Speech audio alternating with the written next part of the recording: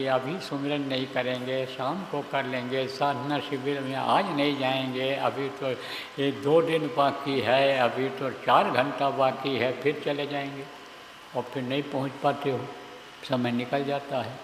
ये जीने का समय निकला चला जा रहा है।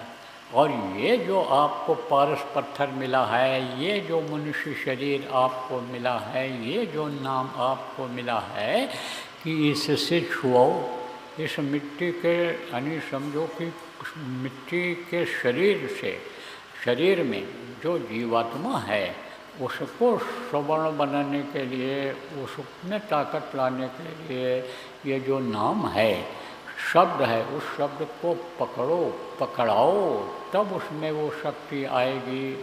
सोना यानी समझो तब बनेगी जीवात्मा, तब ताकत ही लेके आएगी, तब अपने समझो कि यानी जो इच्छा की नहीं मनमाही, हर प्रताप का दुर्लभ नहीं, वो चीज़ हो जाएगी।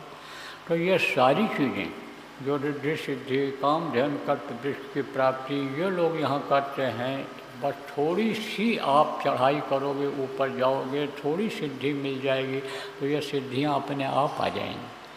तो नवरात्र का समय आ रहा है, और नवरात्र से पहले का जो ये समय है, इसकी भी कीमत लगानी है आपको, और उसकी भी कीमत लगानी है। जब तक यानी समझो प्राण है, श्वास है, तब तक आस है, और जहाँ ये प्राण निकल जाएगा, श्वास निकल जाएगा, तहाँ आस खत्म हो जाएगी। समय जैसे पूरा होगा तैसे यह शरीर धड़ाम से गिर जाएगा। कुछ कर नहीं सकते हो आप, चल फिर नहीं सकते हो, बोल नहीं सकते हो। इसी को लोग मिट्टी कहने लग जाएंगे। जो हीरा जैसी काया है, इसको मिट्टी कहने लग जाएंगे, ले जाकर जलाएंगे। कहते हैं तेरी हीरा जैसी काया तो जल जाएगी मना। ठाट बाट सब छूट जाएगा, छूटे तेरी यारी, छूट जाएगा धन दौलत सब, छूटे रिश्तेदारी, ये सब छूट जाएगा। कुछ नहीं साथ जाने वाला है, कोई काम आने वाला नहीं है। प्राण निकलने के बाद, श्वास के खत्म होने के बाद सारी आस खत्म हो जाएगी। तो जैसे पत्थर का समय निकल गया महात्मा के, उससे ऐसे उसने जो मौका दिया है, मौका निकल जाएगा। इसलिए इस काम में लगो, यह असीला काम है। तो प्रेमियों, पूछा जाएगा आपसे कि ये साधना करते हो, तो कुछ लोग कहोगे करता हूँ, क्योंकि आप गांव में रहते हो। गांव के लोग और जो यानी समझो ज़्यादा संपन्न नहीं हैं, वो लोग करते हैं। लेकिन पैसे वाले लोगों को समय नहीं मिलता है, क्योंकि वो 99 का 100, 100 का 1000, 1000 का लाख करने में लगे हुए रहते हैं, करोड़ बनाने में लगे रहते हैं। और आपको संतुष्टि है, संतोष है, ये जब आवे संतोष, धन सब धन धूल समान। जब संतोष हो जाता है आदमी, तब वो करने लगता है, तो आप करते हो। लेकिन कहा जाए भाई साधना शिविर में उज्जैन आओगे, तब संकोच करोगे कि भाई बाबा ने ही कहा है कि जिनका खुल गया हो, पर्दा हट गया हो, वही लोग जाएंगे, तो अब इन्हीं से कैसे झूठ बोलें। कहोगे नहीं, हम नहीं आ पाएंगे, क्योंकि अभी हम उस काबिल बन नहीं पाए हैं। मुझसे काबिल है कि हमारी खुल गई हो, पर्दा अंदर का हट गया हो, गंदगी हट गई हो, हमारे कर्म धुल गए हों, ऐसा हम नहीं बन पाए। पूछो भाई क्यों, पूछा जाए क्यों नहीं बन पाए हो, कहोगे क्या बन पाएंगे, क्या बन पाते, मन ही नहीं रुकता है। पूछा जाए मन कहाँ चला जाता है, मन चला जाता है यानी समझो खाने की तरफ, घूमने की तरफ, धन कमाने की तरफ, बच्चों के प्रेम की तरफ चला जाता है, पत्नी के प्रेम, पति के प्रेम की तरफ चला जाता है। मन तो उधर लगता ही नहीं। तो समझ लो आप कि मन क्यों धोखा दे रहा है। मन के कहने पर अभी तक आप चलते रहे। अब अगर आप यही बात आज याद कर लो भाद्र पूर्णिमा के दिन कि मन के कहे करो मत कोई, जो गुरु कहें करो तुम सोई, जो गुरु कहते हैं उसको करो, मन के कहने पर मत करो। आज अगर आप याद कर लो तो समझो कि मन आपसे, इस शरीर से कोई भी फायदा नहीं ले पाएगा, कोई भी रस नहीं ले पाएगा। जब शरीर को आप रोक कर रखोगे, देर तक जब आप बैठोगे तो मन ये रुकने लगेगा। और किससे मन रुकता है? मन क्यों नहीं रुकता है? मनमुखी क्यों हो जाता है? मन विषयों में क्यों फंस जाता है? ये फंस जाता है कर्मों की वजह से। जैसे मैंने बताया कि अन्न दोष होता है और स्थान का दोष होता है, संग दोष होता है। बोले का साथ पड़ गया, कहीं अन्य समझो हराम की कमाई खा लिया, चोरी कमाई खा लिया, मांसाहारी अंडा खाने वाले के घर खा लिया, उसके बर्तन में खा लिया, यानी ये सब जब हो जाता है कर्म आ जाते हैं। तो कर्मों बाधा डालते हैं। तो कर्म कई तरह के होते हैं। जैसे गंदगी होती है कि हल्की फुल्की गंदगी है तो पानी लेकर ऐसे धो दो तो साफ हो जाता है। और अगर ज़्यादा गंदगी लग गई, जैसे तेल में यानी समझो कि कालिख मिल गया और वो लग जाएगा तो साधारण पानी से नहीं धुलेगा। फिर उसके ऊपर कोई भी चीज़ लगाओ, बालू लगा के रगड़ो, साबुन लगा के रगड़ो, कोई भी डिटर्जेंट पाउडर लगा के रगड़ो, तब वो छूटेगा। तो ये जो साधारण यानी कर्म आ जाते हैं, ये इससे करते हैं। किससे करते हैं? सेवा के द्वारा कट जाते हैं। कौन सी सेवा? तन की सेवा, मन की सेवा, धन की सेवा से ये कट जाते हैं। इसीलिए संतों ने सेवा का विधान बनाया है। सेवा भी बराबर होती रहती है। जैसे यहाँ पर कार्यक्रम का समय जब आपको मिल गया तो कुछ लोग आप यहाँ पर आ गए और ये टेंट लगवा दिया, भोजन की व्यवस्था बना दिया, पानी और लेट्रिन की जो व्यवस्था थी वो तो आश्रम पर थी, उसके अलावा भी आपने बना दिया, तो ये सेवा हो गई। भंडारा कैसे चलता है? आश्रमों का भंडारा कैसे चलाया जाता है? सबके सहयोग से चलाया जाता है। ऐसे ऐसे लोग अब आ गए, गुरु महाराज के पास आ गए थे कि कहते थे गुरु महाराज से कि ये सेवा हम ही को दे दीजिए, भंडारा चलाने की सेवा हम ही को दे दीजिए। लेकिन गुरु महाराज भी नहीं चाहते थे कि एक आदमी इस काम को करे, एक ही आदमी भंडारा को चलावे। जैसे देखो प्रेमियों, गुरु महाराज का मंदिर बन रहा है। कहाँ बन रहा है? बावल में, रेवाड़ी जिला में। आप इसमें से कुछ लोग गए भी हो, जो न गए हो वहाँ कोई कार्यक्रम हो तो वहाँ आ जाना, या उधर आपका जाना होता है तो आप चले जाना, देख आना।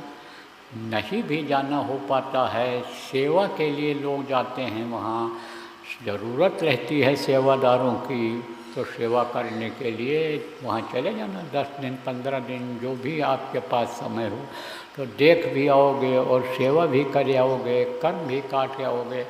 तो जैसे वो बन रहा है, तो हमसे तो कहा 3 लोग थे, बोले हम 3-4 लोग मिल कर के मंदिर बना देंगे, आप आदेश दे दीजिए, गुरु महाराज से दया दिला दीजिए। तो हमने कहा यह नहीं हो सकता। ये अगर होगा तो ये होगा इन्होंने बनाया, इनका मंदिर है, और प्रेमी अगर उसमें कुछ देंगे, प्रेमियों का अगर उसमें बल लगेगा, शक्ति लगेगी, शरीर से सेवा करेंगे, तो सबकी भावना जुड़ेगी, कहेंगे हमारा मंदिर है ये, हमने इसको बनाया है, हमारा भी इसमें सेवा लगी है, तन की सेवा, मन की सेवा, धन की सेवा हमारी भी लगी है इसमें। तो अपना तो रहेगा और अपना वो समझेंगे और अपना मान करके वहाँ सेवा करेंगे, अपना मान करके सेवा वहाँ देंगे, तो ये सबका मंदिर रहेगा, ये सत्संगियों का मंदिर रहेगा, जनहित का काम यहाँ पर होगा।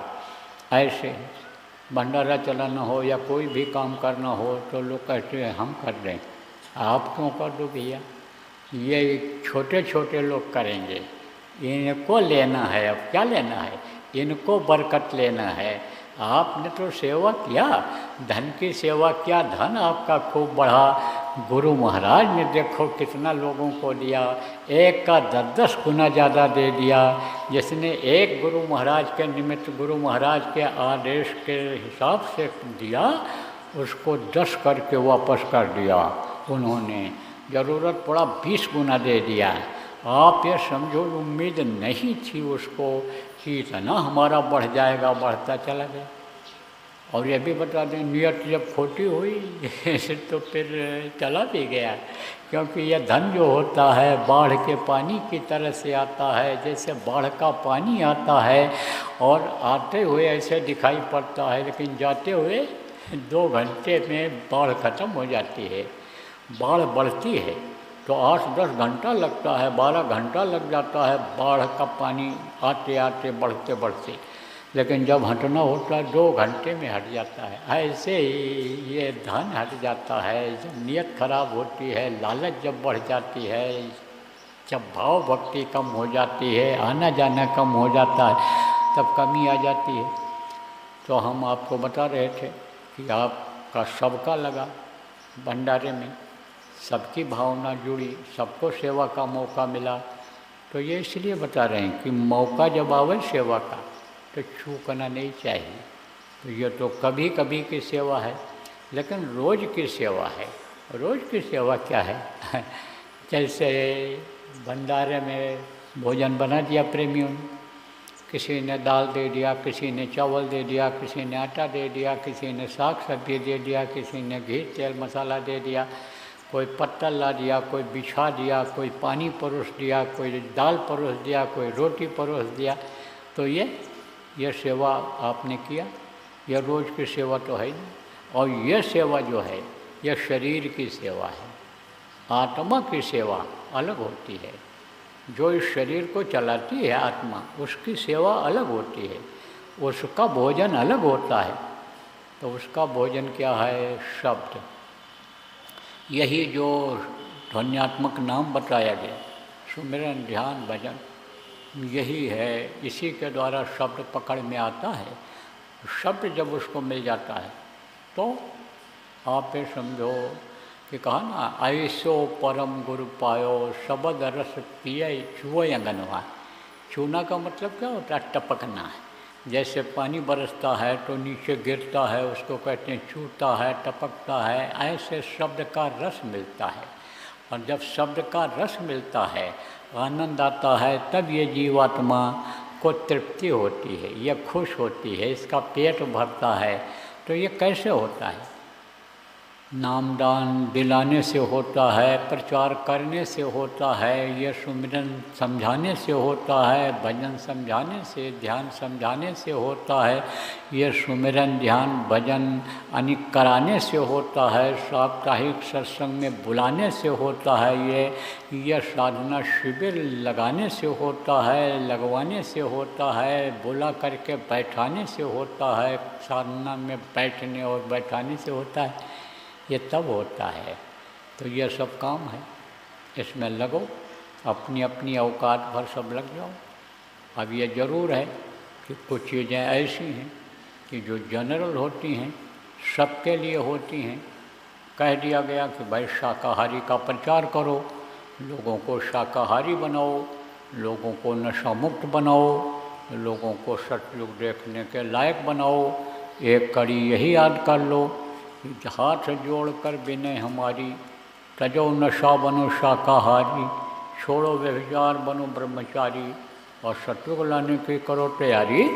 यही याद कर लो, लोगों को सुनाते रहो, हाथ जोड़ते रहो, उनको शाकाहारी नशा मुक्त बनाते रहो। तो ये तो सबका काम है, कोई भी कर सकता है, कोई भी ध्यान भजन कर सकता है। ध्यान भजन के लिए कोशिश से कोई भी कर सकता है, लेकिन कुछ काम ऐसा होता है कि जो योजनाबद्ध तरीके से होता है, योजना बना करके किया जाता है। जैसे अपने अपने मन से सब लोग साधना शिविर लगवाने लग जाओगे तो उसमें जो है वो बाधा आएगी, बहुत बाधा आएगी। लेकिन जिनको जिम्मेदारी दी गई है, चाहे ज़िले की हो, चाहे कमिश्नरी की हो, चाहे गांव की हो, जहाँ की जिम्मेदारी संगठन ने दी है, वो जब योजना बना करके यानी लगाएंगे कि इस गांव में लग सकता है, यहाँ लग सकता है, यहाँ प्रेमी लगाऊंगे, उस हिसाब से जब करोगे योजना बना करके, तब ज़्यादा कामयाबी मिलेगी। तो ये जो जिम्मेदार लोग हो, आपकी जिम्मेदारी बनती है कि इनको काम में लगाओ, और आप जिम्मेदारों से पूछ करके फिर वो काम करोगे तो अच्छा रहेगा। तो सेवा बहुत तरह की है, बहुत तरह से सेवा की जाती है। जिसके पास जैसा हो, समय निकाल करके सेवा करो, इससे आपके कर्म कटेंगे। कर्म कटेंगे इससे जब कर्म कटेंगे, कर्म बाधा डाल रहे हैं किसमें? जीने में, खाने में बाधा डाल रहे हैं। जैसे बीमारी हो गई तो जीने का कोई आनंद मिलता है?